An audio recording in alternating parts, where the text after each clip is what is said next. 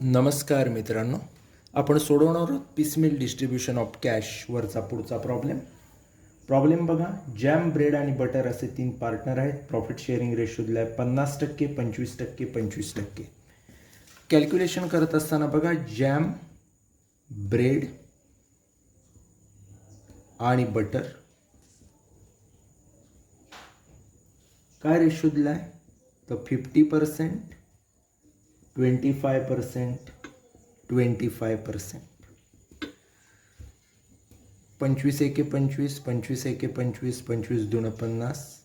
So 2:1 असा त्यांचा काय आहे? प्रॉफिट शेअरिंग रेशो आहे. दुसरी महत्त्वाची गोष्ट जर आपल्याला कुठली बघायची असेल तर ती म्हणजे 31 मार्च 2017ला त्यांचं डिझॉल्युशन झालं आहे. लायबिलिटी बघितल्या तर तिथं आपल्याला क्रेडिटर्स आहेत, इन्कम टॅक्स पेएबल आहे, लोन फ्रॉम जॅम आहे, बँक लोन आहे. बँक लोन हे स्टॉकच्या अगेन्स्ट सेक्युअर्ड आहे आणि ॲडजस्टमेंटमध्ये दिलं आहे की स्टॉक विकून 25,000च आले, त्यामुळे 30,000 लोन दिसते. 5,000चा फरक येईल, तो आपल्याला पेड करणं अपेक्षित आहे आपल्या पिसमिल डिस्ट्रीब्युशन करत असताना. कॅशचं कॅपिटल तिघांची दिलेली आहे. Jam, bread, butter. असेटला बघितलं तर कॅश 9,000 आहे, जे आपल्याला कामाला येणार आहे. बाकी स्टॉक, डेटर, फर्निचर आणि मोटर कार अशा असेट आहेत. ॲडजस्टमेंट बघताना पहिलं आपण बघितलं की स्टॉकमधून 25,000 आले, बँक लोन 30,000 आहे, सो 5,000 आपल्याला द्यावे लागणार आहेत एक्स्ट्रा. दुसरी ॲडजस्टमेंट बघितली तर फर्निचर विकायला चांगल्या कंडिशनमध्ये करण्यासाठी 3,000 रुपये खर्च झाला आहे. हे 3,000 आपल्याला अवेलेबल कॅश 9,000मधनं द्यावे लागतील. त्याच्यानंतर रिअलायझेशन्स दिलेली आहेत एप्रिल, मे, जून, जुलै, ऑगस्ट अशी 5 वेळा झालेली. त्याच्यानंतर पार्टनर्सने असं डिसाईड केलं आहे की कॅश आली की ती अवेलेबल करायची डिस्ट्रीब्युशनला. It's normal. त्याच्यानंतर एक्सेस कॅपिटल मेथडने आपल्याला पिसमिल डिस्ट्रीब्युशन ऑफ कॅश करायचं आहे. त्यामुळं पहिलं आपण काय करणार? स्टेटमेंट ऑफ एक्सेस कॅपिटल बनवणार. स्टेटमेंट ऑफ एक्सेस कॅपिटल बनवत असताना आखून घ्यायचा फॉर्मॅट बघा, मी दाखवतोय तसा. पहिला कॉलम पर्टिक्युलर्स, त्यानंतर जॅम, ब्रेड आणि बटर असं 3 पार्टनरचे 3 कॉलम्स. आता आपण सुरुवात करूया. पहिल्यानं आपण काय करत असतो तर कॅपिटलचा काय बॅलन्स आहे तो सुरुवातीला घेत असतो.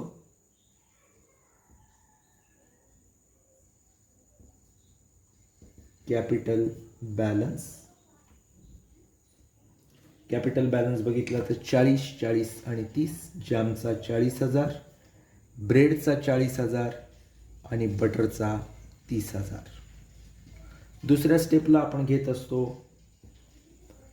काही जर general reserve fund profit loss credit balance लायबिलिटीला असेल तर त्याच्यात ॲड करून, आणि असेटला जर P&L डेबिट बॅलन्स सारखा आयटम असेल तर तो लेस करून ॲडजस्टेड कॅपिटल. इथं असं काही लायबिलिटी असेटला दिसत नाही, त्यामुळे डायरेक्टली आपण घेणार profit sharing ratio.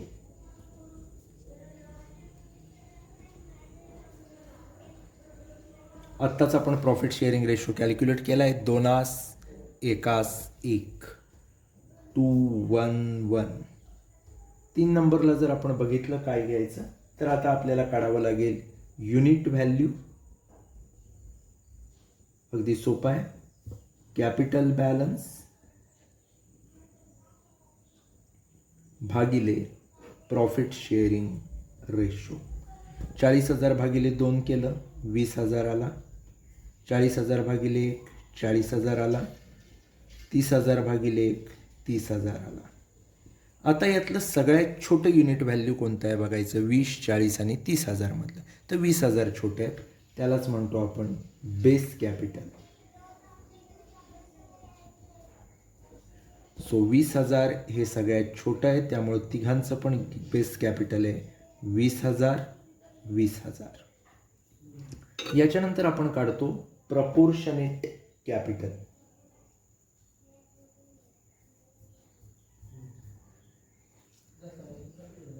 Proportionate capital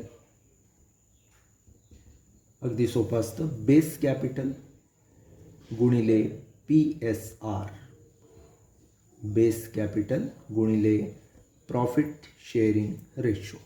इथं 20,000 गुणिले याचा रेशो किती आहे? 2, सो 40,000. 20,000 गुणिले याचा 1 आहे 20,000 आणि बटरचा पण 1 आहे. 20,000 गुणिले 1 20,000. त्याच्यानंतर आपण काढत असतो एक्सेस कॅपिटल. कसं काढत असतो?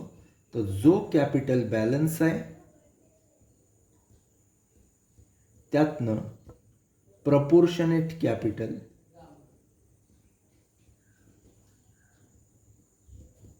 मायनस करत असतो. थोडक्यात सांगायचं तर जो एक आकडा आहे त्यातनं आपण काय करणार?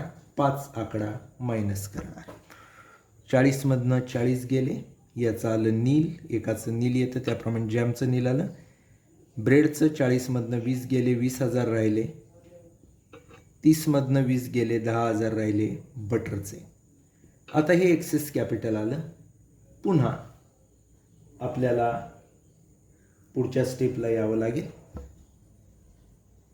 प्रॉफिट शेअरिंग रेशो लिहून घ्यावा लागेल.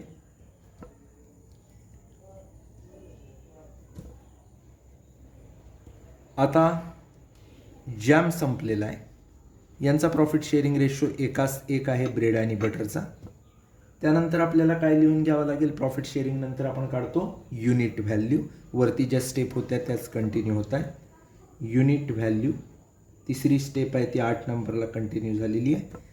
बरोबर कॅपिटल बॅलन्स भागिले PSR. 20,000 भागिले 1 20,000. बटरचं बघा 10,000 भागिले 1 10,000. आता 20,000 आणि 10,000 मधलं छोटं युनिट व्हॅल्यू कोणतं आहे? 10,000 जे बटरचं आहे तेच आपण काय घेणार? Base capital. चौथी स्टेप 9 नंबरला आली बघा परत. बेस कॅपिटल 10,000 आपण घेतलं. आता आपल्याला काय काढावं लागेल? Proportionate capital.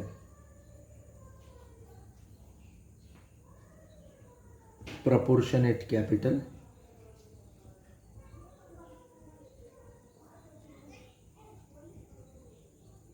बरोबर बेस कॅपिटल अधिक PSR. बेस कॅपिटल आहे 10,000, PSR आहे 1, सो 10 1 10. याचंही तसंच 10,000 गुणिले 1 10,000. आता इथं अल्टिमेट एक्सेस कॅपिटल आपल्याला काढायचं आहे. अल्टिमेट एक्सेस कॅपिटल 6 नंबरची स्टेप होती त्याप्रमाणेच कॅपिटल बॅलन्स, पण आता येईल excess capital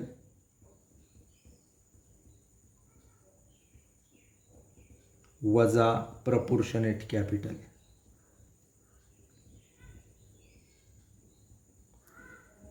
capital excess capital आलं होतं 6 नंबरच्या स्टेपला, त्यातनं हे प्रपोर्शनेट कॅपिटल 10 नंबरला आले, ते मायनस करायचं. 20 वजा 10 बघितलं तर इथं 10,000 येतात.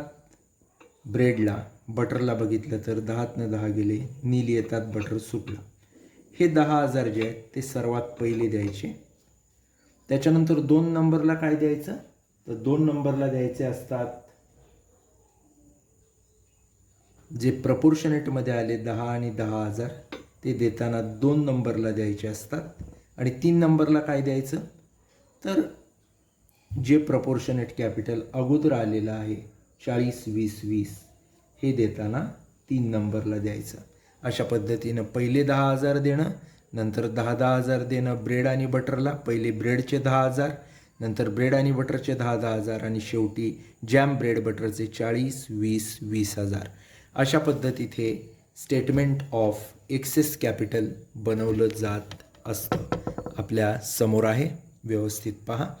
त्याच्यानंतर आपल्याला जो पुढचा भागाकडे जायचं आहे ते म्हणजे statement of piecemeal distribution of cash. हे कसं बनवलं जातं ते आपण बघूयात. आता statement of piecemeal distribution of cash हे बनवत असताना काही गोष्टी आपल्याला विचारात घ्यायच्या आहेत. पहिला पर्टिक्युलर्स कॉलम आहे, कॅश अवेलेबल आहे.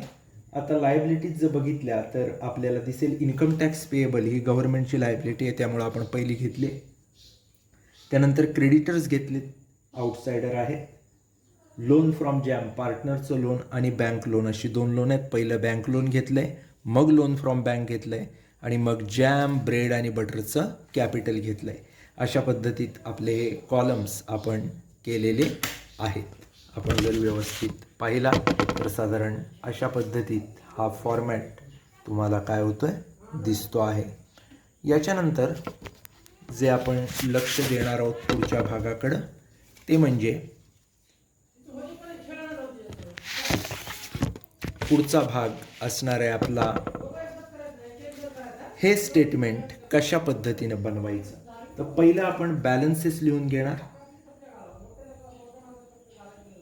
बॅलन्स, आता बॅलन्स बघा कॅश अवेलेबल असेट साईडला आहे 9,000 जशीच्या तशी आपण लिहिली. त्याच्यानंतर इन्कम टॅक्स पेएबल लायबिलिटी साईडला बघितलं तर तुम्हाला त्याचा बॅलन्स दिसेल 4,000 रुपये जसाच्या तसा घ्या. क्रेडिटर्स फॉर गुड्स दिलेले किती बघा 15,000 जसेच्या तसे घ्या. बँक लोन दिलंय किती 30,000 ते खाली लिहिलंय सेक्युअर्ड अगेन्स्ट स्टॉक आणि पहिली ॲडजस्टमेंट काय म्हणते स्टॉक विकून मिळाले बँकेला 25,000. सो 30,000तले 25 मिळालेत म्हणजे राहिलं तेवढेच घ्यायचे इथं 5,000. लोन फ्रॉम जॅम दिलेला आहे बघा 30,000 रुपये 11,000 रुपये जसंच्या तसं आपण काय करणार घेणार. जॅमचं कॅपिटल किती आहे बघा 40,000. ब्रेडचं कॅपिटल किती आहे 40,000 आणि बटरचं कॅपिटल आहे 30,000. अशा पद्धतीत आपण सगळे बॅलन्स घेतलेले आहेत. बॅलन्स घेतल्यानंतर आता पहिलं काय पेड करायचं तर सगळ्यात पहिलं दुसरी ॲडजस्टमेंट बघा 3,000 रुपये फर्निचर सेल करायचं आहे त्याच्यासाठी चांगल्या कंडिशनला आणायला खर्च केले त्यामुळे ते पहिले पेड काढू. Less spent for repairs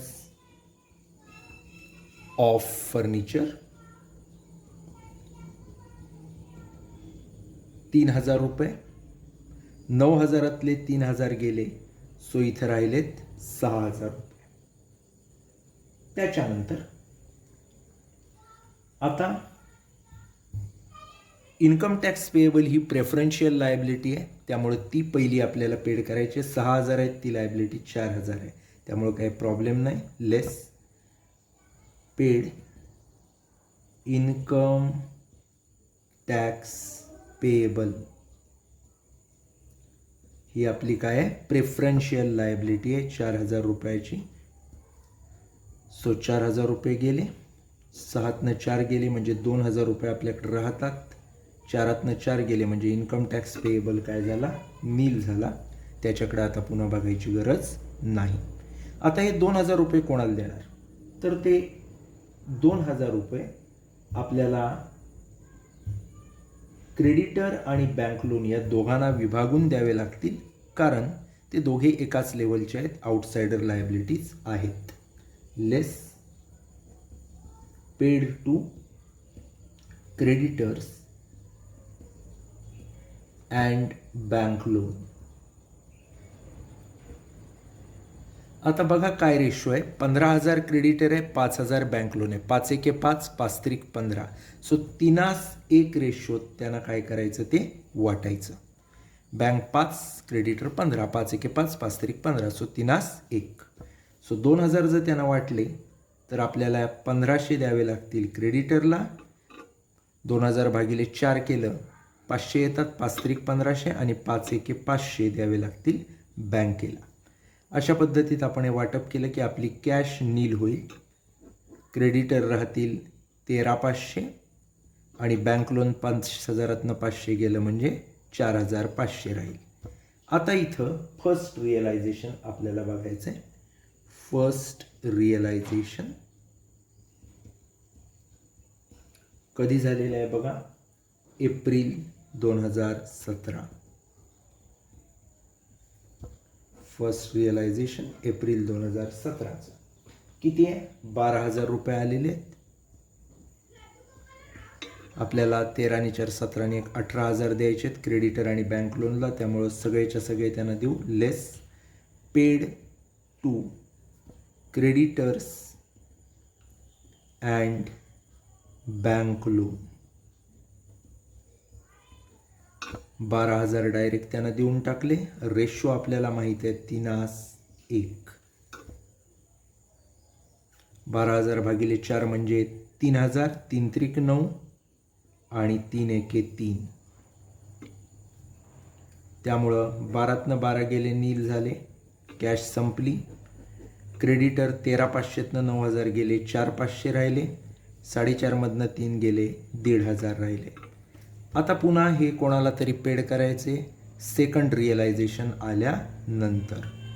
second realisation मे 2017. आता मे 2017ला सेकंड रिअलायझेशन जर आपण बघितलं तर 15,000 रुपयाचं आहे. 15,000 रुपये. आता 4.5 आणि 1.5 म्हणजे हे 6च होत आहेत, ते पहिले आपण पेड करून टाकून, no problem. Paid to creditors and bank loan.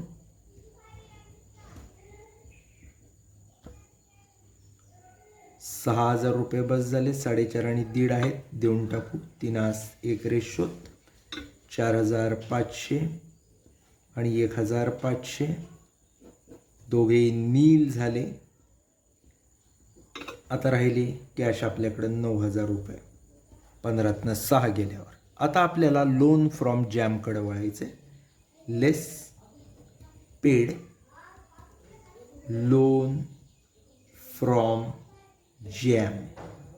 Loan from jam 11,000 आहे बघा, त्यातलं 9,000 आपण पेड केलं, त्यामुळं कॅश आपली नील झाली. 11तले 9,000 गेले म्हणजे लोन फ्रॉम जॅम राहिलं किती? 2,000 रुपये. आता तिसरं रिअलायझेशन आहे जून 2017चं. Third realisation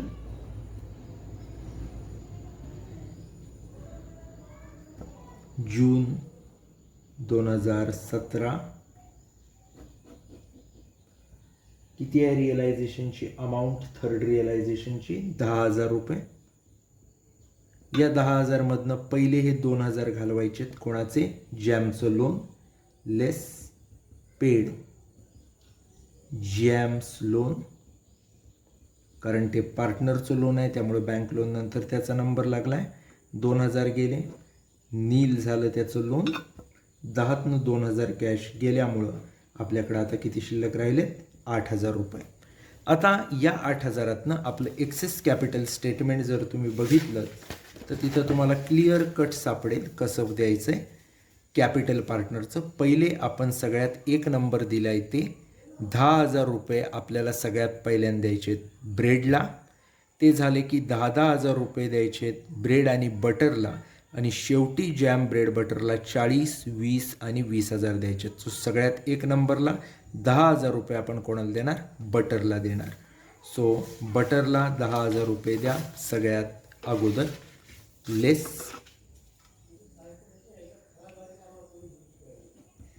paid butter ultimate excess capital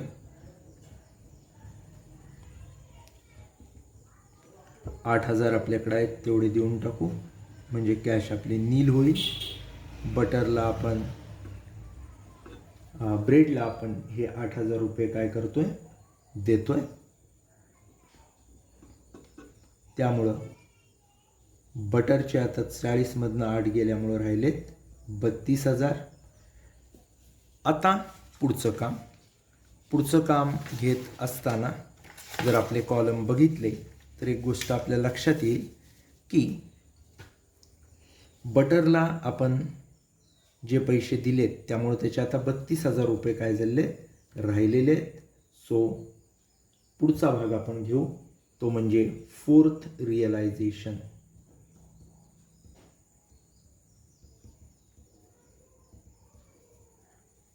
जे आहे जुलै 17ला.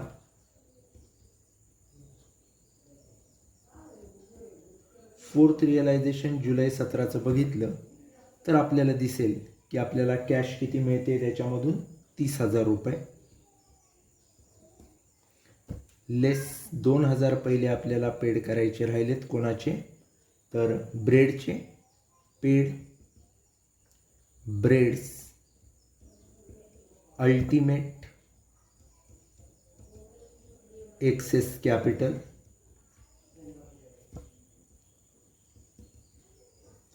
ब्रेडला ते 2000 रुपये आपण देतोय, म्हणजे ब्रेडचे आता राहतील 30,000 रुपये. 30 मधनं 2 गेले, आपला 28,000 रुपये कॅश काय झाली, शिल्लक राहिली. मित्रांनो हे बघा, ब्रेडचे 32 होते, 32 मधले 2 गेले, त्यामुळं आता 30,000 रुपये राहिलेले आहेत. पुढं जर बघितलं तर पुढं एक गोष्ट आपल्याला करायची, ती म्हणजे दुसऱ्या भागाकडे वळायचे, दुसऱ्या स्टेपकडं. 3 आकड्याचे जे होते ते आपण दिलेले आहेत. 3 आकड्याचे 10,000 ब्रेडचे, 1 आकड्याचे. आता 2 आकड्याचे बघा, 10,000 ब्रेडला द्यायचेत आणि 10,000 बटरला द्यायचेत. ते काम आता आपण करणार. एक्सेस कॅपिटल देणार 20,028 पैकी, less paid bread and butters excess capital. 10 आणि 10 20,000 आपल्याला द्यायचेत. या 20,000 पैकी 10,000 रुपये देणार आपण ब्रेडला, 10,000 देणार बटरला. दिल्यानंतर बघितलं तर बघा कसं येईल, ब्रेडचे 30 मधनं 10 गेले, राहिले 20,000. बटरचं जर आपण बघितलं पुढं तर बटरचे 30,000 आहेत, त्यातनं डायरेक्ट आता 10,000 जात आहेत. 30 मधनं 10 गेले, सो राहिले त्याचे पण 20,000. आता काय करणार आपण, तर आता उरलेत 8,000 रुपये आपल्याकडं. हे 8,000 रुपये तिघांना वाटायचेत आता त्यांच्या प्रॉफिट शेअरिंग रेशोत, कारण त्यांचं राहिलेलं कॅपिटल आपल्याला काय करायचं आहे, द्यायचं आहे. Less paid to jam bread and butter. Ratio आहे त्यांचा 2:1:1. 4, 8,000 भागिले 4 म्हणजे होतात 2,000. आता 2,000 आल्यावर तिघात वाटायचं आहे. 2,000 गुणिले 2 4,000, 2,000 एके 2,000, 2,000 एके 2,000. सो 8,000 रुपये आपण त्यांना वाटलेले आहेत. 40,000 जॅमचे होते, त्यातनं 4 गेले, जॅम राहिला आता 36,000चा. 20 मधनं 2 गेले, 18,000 राहिले ब्रेडचे, आणि बटरचे 20 मधनं 2 गेले, 18,000 राहिले. रेशोत राहिलं 2:1:1, 36, 18, 18. आता पुन्हा लेस करायचं, पण कधी, 5th रिअलायझेशन नंतर. 5th रिअलायझेशन ते आलेलं आहे ऑगस्ट 2017ला. ऑगस्ट 2017चं 5th रिअलायझेशन बघितलं तर आपल्याला 35,000 दिसत आहेत. आता हे 35,000 वाटायचेत आपल्याला. Less paid to jam bread and butter. त्यांचा प्रॉफिट शेअरिंग रेशो 2:1:1. डायरेक्ट 35,000 सगळे वाटून आपण कॅश काय करणार, नील करणार. 35,000 2:1:1 रेशोत वाचले तर किती येतील बघा. 35,000 भागिले 4 तुम्हाला येईल 8,750. त्याला 2 न गुणलं की जॅमचं मिळेल 17,500, आणि या दोघांना येतील 8,750, कारण 2:1:1 रेशो आहे.